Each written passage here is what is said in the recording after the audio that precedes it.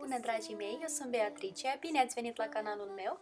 Astăzi vom pregăti un tort spectaculos cu mus de ciocolată, coacăze negre și alune. Să începem cu componentele acestui tort. Primul strat va fi un blat de cacao, urmat de un strat crocant de fulgi de porumb, alune și ciocolată de lapte. Un strat de mus de ciocolată, un strat de geleu de coacăze negre, iarăși un strat de mus și întregul tort va fi acoperit cu catifea de ciocolată. Haideți să începem! Forma pe care o voi folosi la crearea acestui tort se numește Twister de la compania Pavoni. Pot spune că e una din formele mele preferate, am așteptat foarte mult să lucrez cu ea, are un diametru de 18 cm și un volum de 1 litru.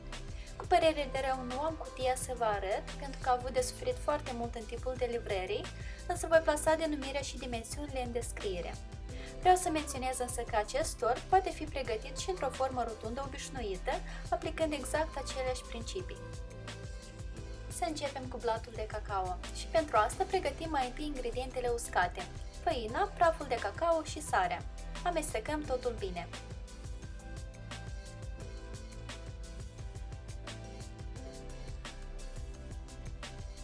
Într-un bol încăpător adăugăm un ou de temperatura camerei și zahăr și le batem împreună timp de 3-4 minute până obținem o masă triplată în volum și deschisă în culoare.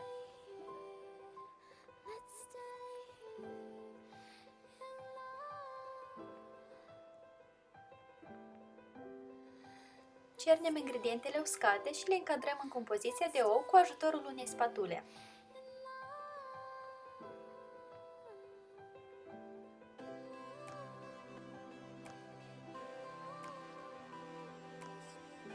Pentru că blatul de cacao va fi încadrat în interiorul tortului, vom avea nevoie de o formă de copt mai mică decât diametrul tortului final. De aceea, eu am luat o formă de 16 cm, la bază am tapetat-o cu hârtie de copt, iar marginile nu le-am uns cu nimic. Distribuim blatul cât mai uniform și trimitem forma la cuptorul preîncălzit la 180 de grade, timp de 10-15 minute sau până când trece testul scobitorii. Blatul gata, îl lăsăm să se răcească timp de 10 minute înainte de a-l elibera din formă. Înlăturăm hârtie de copt și lăsăm să se răcească complet. Între timp vom pregăti stratul crocant. Mai întâi vom topi ciocolata de lapte împreună cu puțin unt, fie pe o baie de abur sau în cuptorul cu microunde. Într-un bol adăugăm fulgii de porumb și alune pe care inițial le-am prăjit puțin, le-am eliminat coaja pe cât posibil și le-am tăiat. Adăugăm ciocolata topită și amestecăm totul bine împreună. Blatul de cacao s-a răcit, l-am plasat pe un mic tocător acoperit cu o folie alimentară, iar acum transferăm compoziția stratului crocant direct peste blat și distribuim uniform pe întreaga suprafață.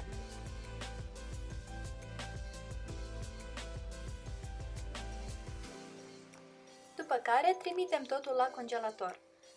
Pentru geleu vom avea nevoie de 200 de grame de coacăze, ale mele au fost congelate. Această cantitate ne va obține aproximativ 100 de grame de piure. Bineînțeles că dacă nu dispuneți de coacăze, le puteți înlocui cu orice alte fructe de pădure. Cu ajutorul unui blender le transformăm în piure. În același timp înmuiem niște foi de gelatină în apă rece pentru a se hidrata. Piureul îl turnăm într-o cratiță adâncă, strecurându-l mai întâi printr-o sită pentru a înlătura coaja. Adăugăm puțin zahăr și câteva coacăze întregi. Mie îmi place să simt în compoziție fructele, de aceea am ales să le adaug, dar dacă e ceva care s-ar putea să vă deranjeze, le puteți omite. De asemenea, puteți regla cantitatea de zahăr în funcție dacă vreți ca geleul să fie mai dulce sau mai acrișor.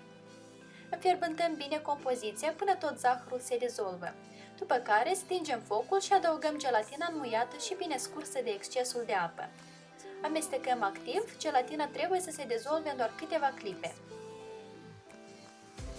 Turnăm compoziția de geleu în aceeași formă în care am copt blatul de cacao anterior, învelind-o mai întâi cu o folie alimentară. Trimitem și acest strat la congelator până la congelare completă. Când toate straturile sunt practic congelate și suntem aproape gata să asamblăm tortul, ne ocupăm de pregătirea musului de ciocolată. Mai întâi vom hidrata din nou niște foi de gelatină în apă rece. Într-o cratiță turnăm laptele și îl aducem la fiert. Între timp, pregătim un bol cu ciocolată neagră, iar când laptele a fiert, îl turnăm direct peste ciocolată. Lăsăm bolul neatins timp de câteva minute, după care amestecăm compoziția activ până toată ciocolata se topește și obținem un amestec omogen.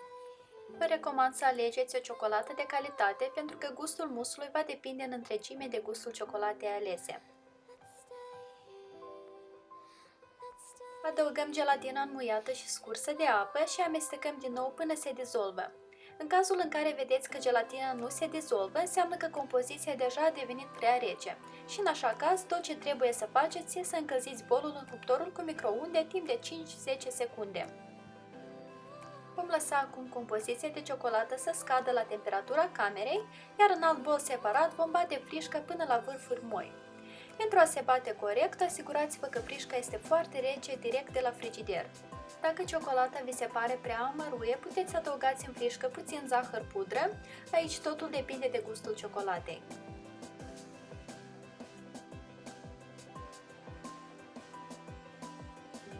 Uite, cam așa o consistență trebuie să obțineți. Nu e nevoie să o bateți mai mult de atât. Când ambele boluri au atins temperatura camerei, putem combina totul împreună cu ajutorul unui tel. Turnăm ciocolata direct în bolul cu frișcă și amestecăm activ până totul se omogenizează frumos.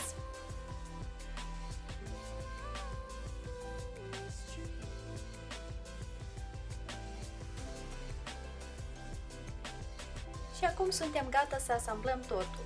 Turnăm în formă de silicon aproximativ jumătate din cantitatea totală de mus. Puteți turna direct din bol sau să folosiți un poș de patiserie ca în cazul meu.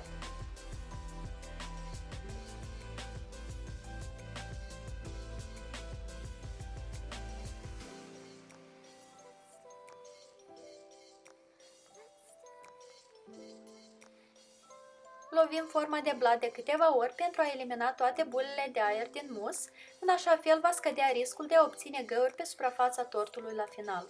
Plasăm stratul de geleu, poziționându-l direct la centru. Apăsăm ușor și turnăm deasupra cealaltă jumătate de mus.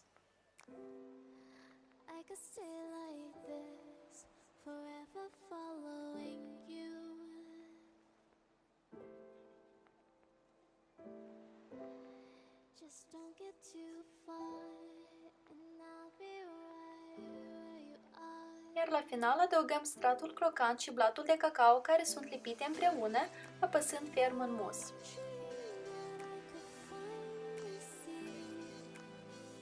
Trimitem tortul la congelator pentru cel puțin 8 ore sau cel mai bine pe noapte. A doua zi înlăturăm tortul complet congelat din forma de silicon și îl acoperim cu catifea. Recent la canal am încărcat un video care detaliază cum se aplică catifeaua, așa că linkul îl voi plasa în descriere.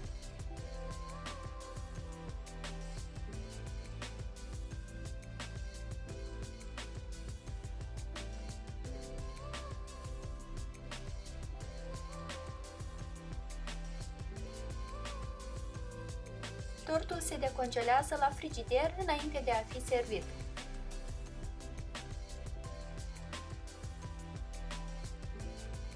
Pentru decor am creat o mică floare din ciocolată folosind exact aceleași principii despre care v-am vorbit în videoul precedent în întregime dedicat unei flori de ciocolată. Linkul la fel îl voi plasa în descriere. Ciocolata am colorat-o puțin folosind colorant pe bază de uleiuri și grăsimi. Iar la final am decorat floarea și tortul cu niște bomboane decorative.